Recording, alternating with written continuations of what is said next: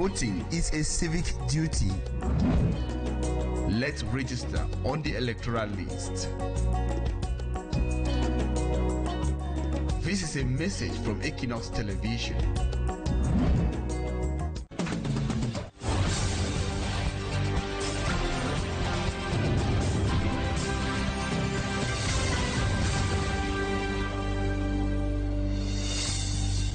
Good evening, ladies and gentlemen. Thank you so much for joining me on yet another edition of the 6 p.m. primetime newscast on Equinoxe Television.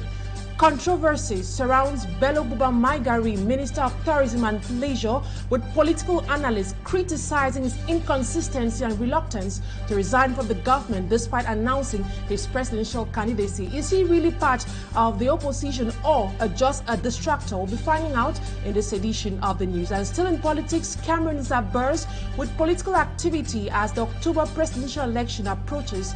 Opposition parties include the MDC, the MRC, the UNDP, and SDF recently met in Marwa to discuss potential coalitions and challenge the long-serving president's government, which they claim has plunged the country into chaos. Those are top stories. The news in full in a jiffy.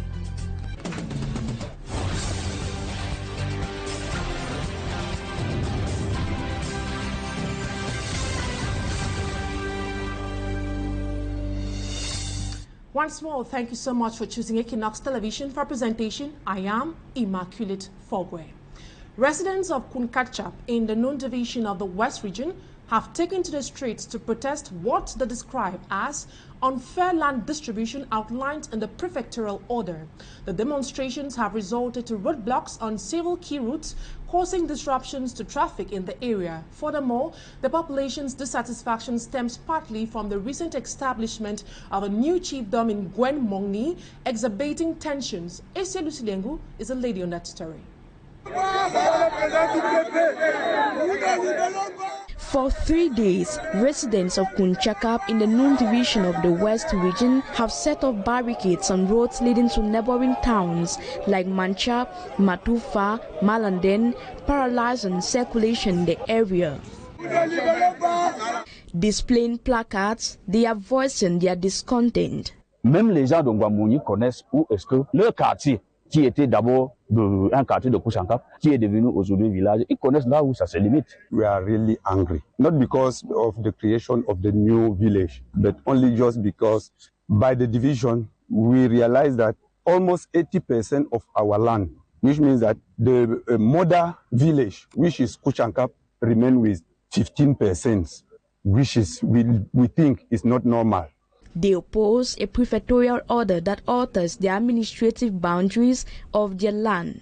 Even those people in Gwenmoni, they know that the River Nja is the boundary, the natural boundary. They know about it. But when they are coming up to this junction where we are today, it simply means that there is something going on there.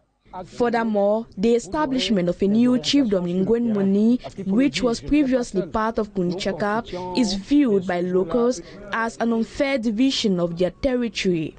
Another source of tension is the appointment of a quarter head in Kounchakap, which, according to the residents, attempts to marginalize them. On a attendu par rapport aux correspondances que le chef avait dit qu'il a saisi les autres. To ease the situation, the chief of Kounchakap says he has sent letters to administrative authorities but is yet to receive a response. Mais ils sont sortis pour dire qu'ils sont en train de réclamer. While waiting, the people hope their worries are addressed by competent administrative authorities. On to other news, militants of the MDC, MRC, UNDP and SDF parties met in Marwa over the weekend for an extraordinary national convention organized by the Democratic Movement for the Development of Cameroon, MDC, to brainstorm on possible coalition ahead of the October elections. They say the long-term serving president and its government have taken Cameroon into chaos, and this is due to the current hardship Cameroonians are going through. Malaglari reports on a meeting that took place in Marwa.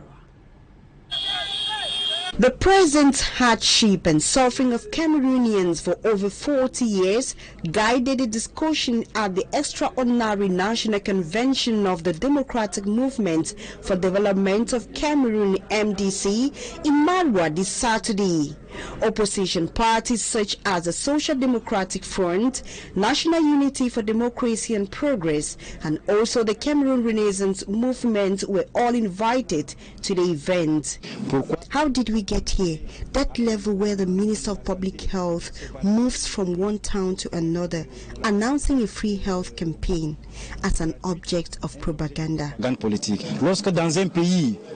in a country they import bags of rice worth billions of francs CFA, while citizens are dying in flooding, this is a sign of incompetence from the regime.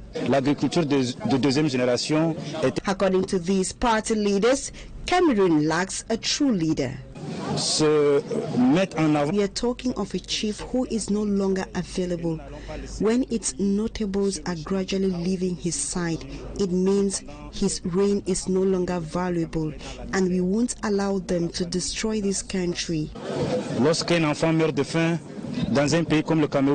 Begin a new journey. A coalition is needed. The desire of the four opposition parties, MDC, MRC, UNDP and SDF, who assembled to share a common objective. Les acteurs de la scène politique camerounaise. MDC is an open party, ready to work with any other party. So we organized this national convention today in order to unveil our plans of participation in the upcoming elections. And at the end of the event, resolutions will be made public. A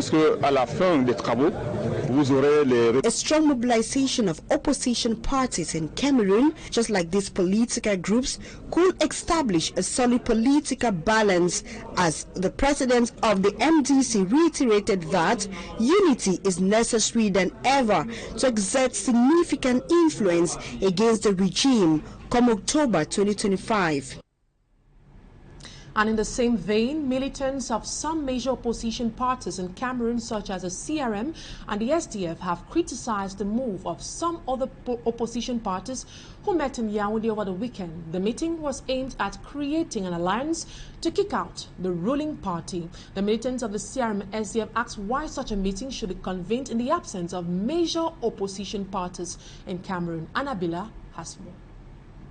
As leaders of the UDC party of Patrice Ndamjoya, FSNC of Issa Chiruma, UMS of Pierre Kwemo and other political parties met in Yaoundé to brainstorm on forming a bloc to kick out the over 40-year regime, questions arrive on the conspicuous absence of main opposition political parties in Cameroon, such as the Cameroon Renaissance Movement, the SDF and the PCRN of Cabral. For 6 hours, heads of the above political parties, which can be considered as minors, brainstormed on the way forward for a better Cameroon. The objective of the meeting, though, could be laudable. The timing and mobilization was problematic, according to militants of the opposition. Meantime, Adamu Kupit of the UDC political party struggles to give reasons why the meeting of the said opposition parties to form an alliance was held in the absence of opposition backbone members. Spontané qui a consisté à contacter des leaders de manière spontanée pour qu'ils se retrouvent. Kupit says they come together with Issa Chiruma and Patrice Ndamjoya's head was spontaneous and aimed at creating a foundation for the materialization of the idea of an alliance. Personnellement, j'étais chargé de contacter le PCRN Libye. Et on devrait se retrouver rapidement à 10h samedi. According to him, Joshua Osei and Cabral Libby were contacted on phone, but they were not in Yaoundé, maintaining that no coalition can be strong enough without the CRM and other prominent opposition parties in the country. The idea or objective is to get a common leader who can pull the electorate and vote out the over 40-year regime of Paul Biya come October this year. Still in politics, Bello Buba Maigari has been described as an inconsistent and controversial political figure, acting like a political merchant This analysis is that of Professor Luizong Isomba, who says Bello Buba's hesitation to resign from the government as Minister of Tourism and Leisure in Cameroon fully contradicts the seriousness of his announced candidacy for the presidential elections that is coming up in October. Fomi Amshong Sanda has greater details on this. To political analyst Luizong Isomba, Bello Buba Maigari is acting in absolute contradiction by hanging on to a government which he has announced opposition to in the October 2025 presidential election in Cameroon. You cannot be a presidential candidate and at the same time be a part of a government that you want to oppose. We think these two must go together logically. That is, step down from the government and announce your candidacy to challenge the government.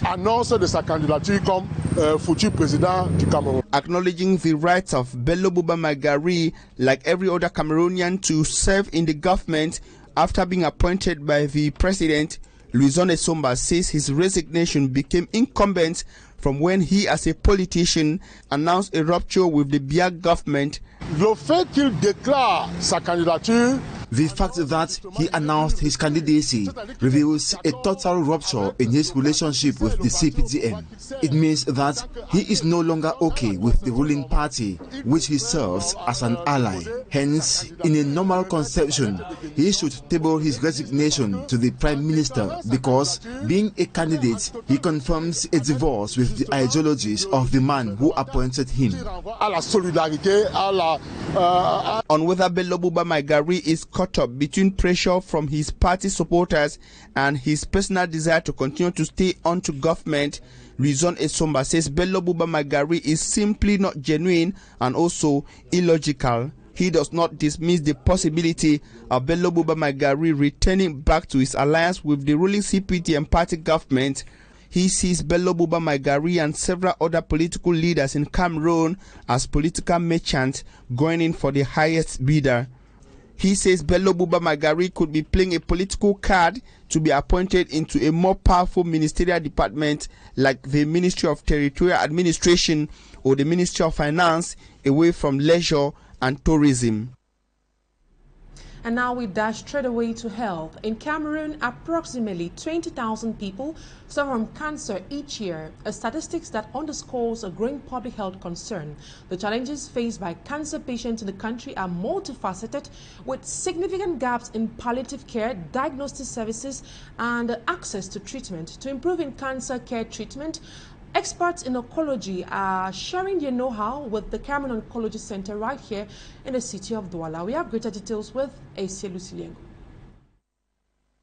Cancer is a growing health concern in Cameroon, with incident rates steadily increasing. The country faces significant challenges in providing effective cancer care due to limited access to specialized healthcare facilities and a critical shortage of trained personnel such as oncologists and radiologists. These issues severely hinder timely and effective treatment. In Cameroon here, we are a bit weak coming to cancer diagnosis, coming to cancer the workup. I'm talking about pathology, I'm talking about imaging, I'm talking about even access to treatment.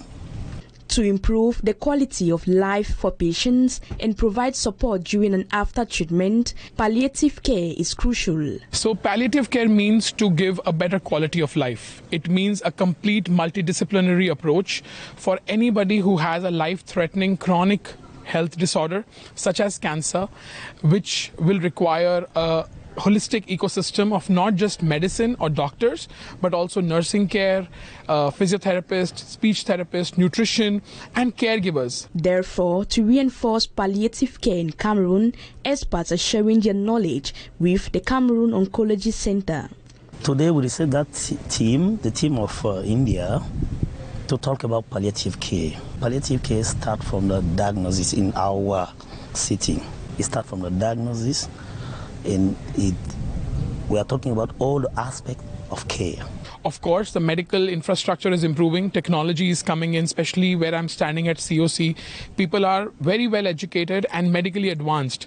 But care, compassion comes from within, which is a part of the hospitality in the African culture. And when it's all set in, the pain and suffering of millions of people will be absolutely fine. This partnership aims to foster a collaborative relationship between patients and healthcare providers, maximizing the effectiveness of cancer care in the country. AC Luciliengo reporting there. Now to sports. Column Sportive of the Njalobo has been crowned champion of the 2024-2025 Elite One Championship. The season was marked by challenges including a referee strikes, clubs including a referee strike threatening to withdraw from the league, and unusual situation of one referee officiating more than 5 games. In this report, Smart Gabriel takes a closer look at a season that had its fair share of ups and downs. His report. Sportif of Jan Elobo ended the football season as the best in Cameroon and will be representing Cameroon at the next season's CAF Champions League. The Elite One that ended on Sunday was one that was marked by many on and off the pitch saga. In the course of the Elite One season, referees went on strike requesting for unpaid allowance totaling approximately 300,000 million francs CFA accumulated over 4 seasons, including the 2024-2025 campaign, which just ended. Still around referees, sport lovers were shocked when one referee, Dangamundi, was overloaded as he officiated as many as 9 matches within 10 days in different cities. In 9 matches officiated by Dangamundi, the man in black awarded 19 penalties, 11 red cards, and 3 of his matches were interrupted. The Elite One season was also one that saw clubs like Young Sport Academy of Bamenda and Bambutus of Mbuda withdrawing from the championship. After crisis meetings between the elites of the West region, Bambutus was brought back to the Elite One League, but at the end of the season, they were still relegated to play in the Elite Two Championship next football season, while Yosa was declared general for future. As the Elite One season came to its end, it goes into the record book that legendary club like Union Sportive of Douala has been relegated to the Elite 2 League next football season. It is the first time in the history of the club that they will be playing in the second tier of the country. At the end of the Elite 1 season, Bambutus of Mbuda, Union Sportive and Les Astres of Douala and Young Sport Academy were all relegated. And that's it for this first part of the news. Talking Point is up next.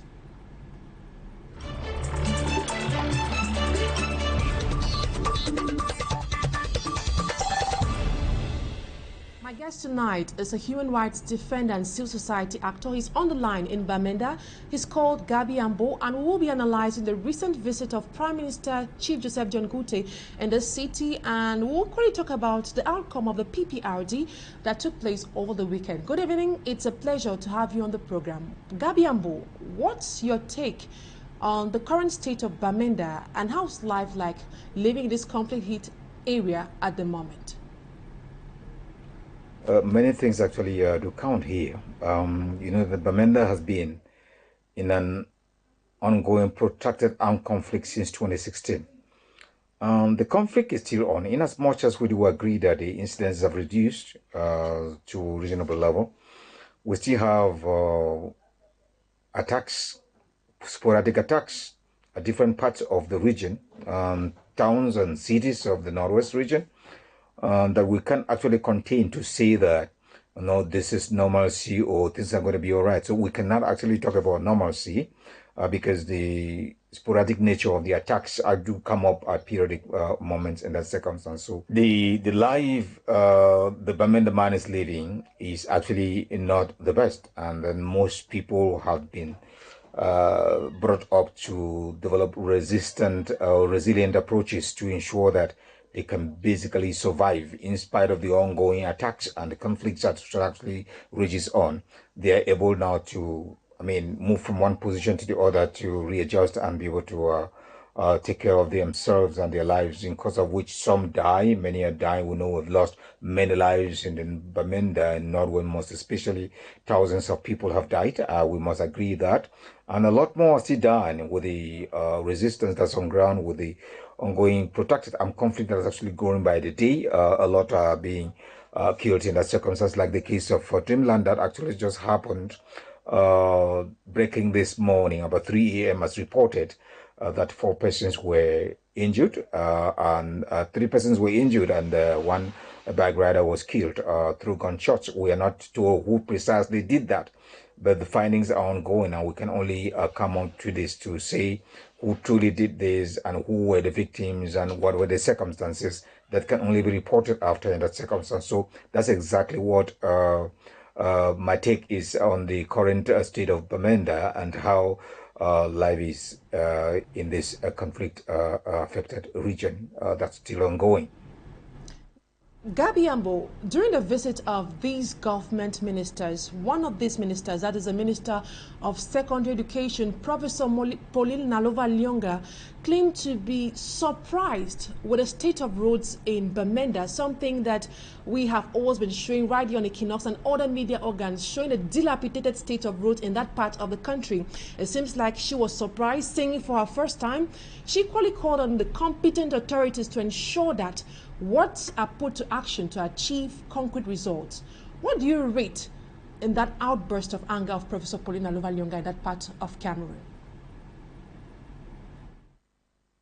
I just wish to say that the minister has expressed concerns like any other Cameroonian, most especially an authority like her.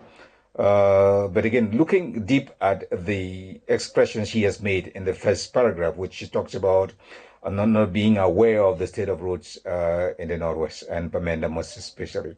It's actually bemoaning and actually disturbing to want to imagine that a state official, Minister of Secondary Education, who comes from the English extraction and is supposed to know exactly the realities on ground in both regions, actually gives us that impression that she's not aware about the state of roads in the Northwest and Southwest. This, in other words, gives us an impression that some of our authorities actually do not touch the base in terms of taking decisions and actions that they take in their area to be able to bring redress to the concerns of the people in that area. If you can't be the Minister of Education and you definitely do not know the state of roads, then definitely you don't even know about the state of the classrooms. You don't even know the state of how the students or pupils have to fare to various schools and how they even face up to the challenges and the circumstances that actually surround them.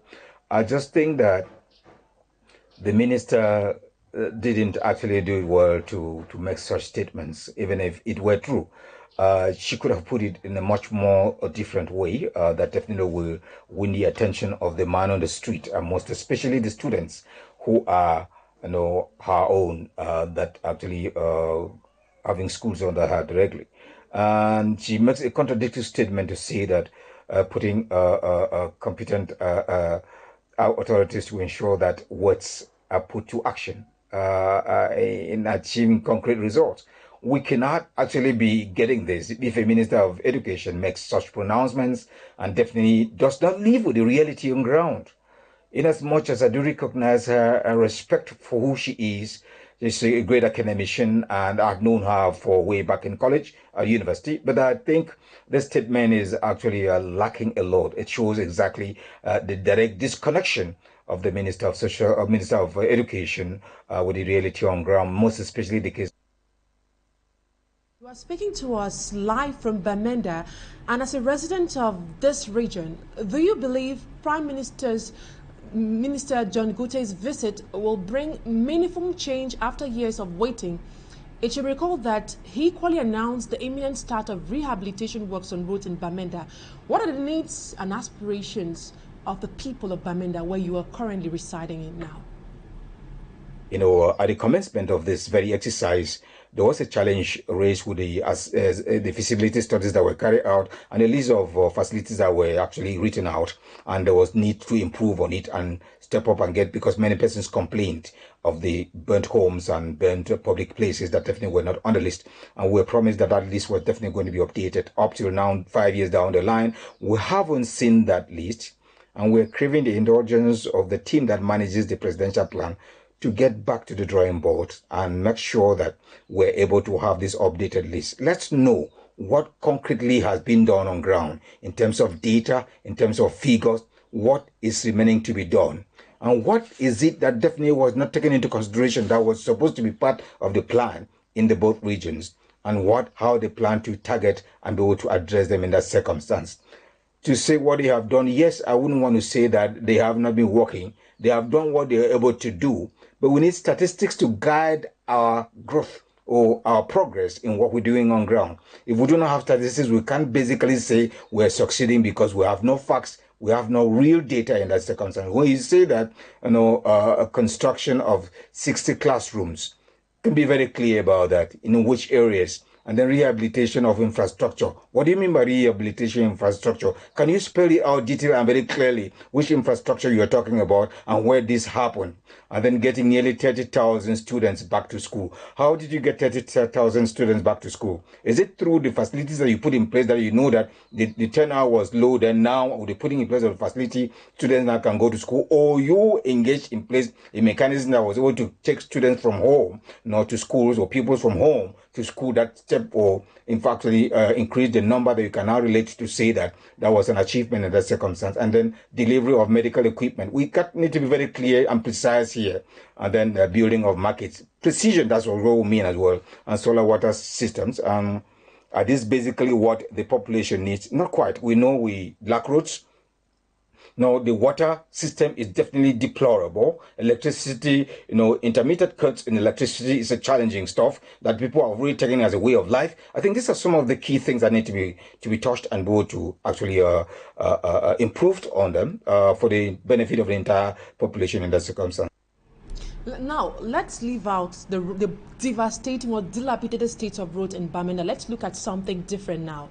During the Prime Minister's 3-day visit in that part of the country, they focused on development and post-crisis recovery.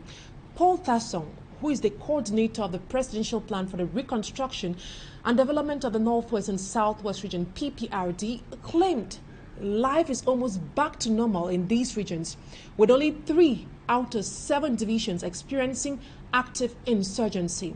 You earlier mentioned that there was an attack in Bamenda earlier today, and with such an outing, do you agree or do you share the same perspective with Minister Paul Tasson? I wouldn't want to say yes to that, because the insurgency happens in all the 7 divisions, but it may heighten in some of the regions, as the case may be, but not the qualification put in place by Mr. Tasson. I just want to say that, in as much as we do agree that there had been insurgency on ground in all the 7 divisions, it's intensifying in about the 3 divisions he is referring to. But it doesn't necessarily mean that the other 4 divisions actually are free from it. We have sporadic uprisings that come up periodically, and then they don't even signal when they will happen, where they will happen, who will be targeted, and the circumstances, the surrounding circumstances of that circumstance. So I think qualifying to say only 3 out of 7 divisions are having insurgencies and activities, I suppose that is definitely not what is a true reflection of the situation on ground. And so it's happening in all the 7 divisions, but the intensity may be reduced in that circumstance. Thank you. Now, we are talking about 5 years after inception. How do you assess the PPRD's impact? The steering committee reports progress, including constructing over 60 classrooms, rehabilitating infrastructure, getting nearly 30,000 students back to school, delivering medical equipment, building markets, and installing solar water systems. All these efforts, do they meet the needs of the population of Bamenda and other parts of the Northwest region at this moment? That's important for us to know that the Bamenda man has received a lot of promises from different stakeholders that come to the region to be able to impress them to say that this will be constructed, this will be constructed. Remember, how long it took the road, Babaju-Bamenda, to be constructed. It had been launched in 2017, and yet there was no construction on ground. And they went further, and it came again of recent when they had to commence those roads, and the work actually was done the way it has been done. We're waiting for the finishing in that circumstance. But we're not now rightly doubting the Prime Minister, but let the Prime Minister give weight to his promises, and let's be able to leave this current season ground. We do agree that prior to the coming of the Prime Minister, there have been indications and information with respect to the fact that the World Bank had actually provided the 30 billion for the rehabilitation of the roads in Bamenda, the 6.5 kilometer roads within Bamenda city, and then that it was waiting for the facility to be put in place by government to compensate on all those whose structures actually were brought down to widen the width of the road away from what it usually was to make it befit the city.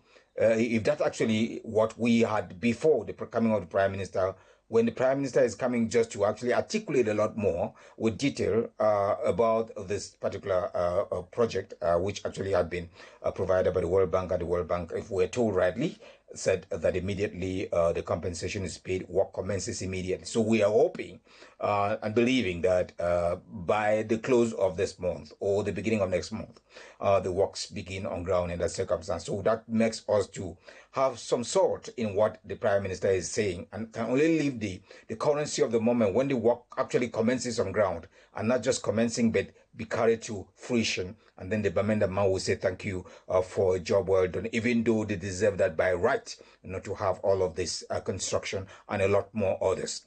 We actually are waiting to ensure that that actually happens. Gaby AMBO, civil society actor and human rights defender, speaking to us live from Bamenda, which is a chief town of the Northwest region. Thanks a bunch for participating on today's edition of the program, Talking Point. And that's what put a cap to today's edition of the 6 p.m. primetime newscast on Equinoxe Television. Thank you, ladies and gentlemen, for always staying with us. Coming up next in some few minutes is a program Equinoxe. So at exactly 8 p.m. you have the news in the French language. From us to you over there, have a lovely evening. Bye-bye for now.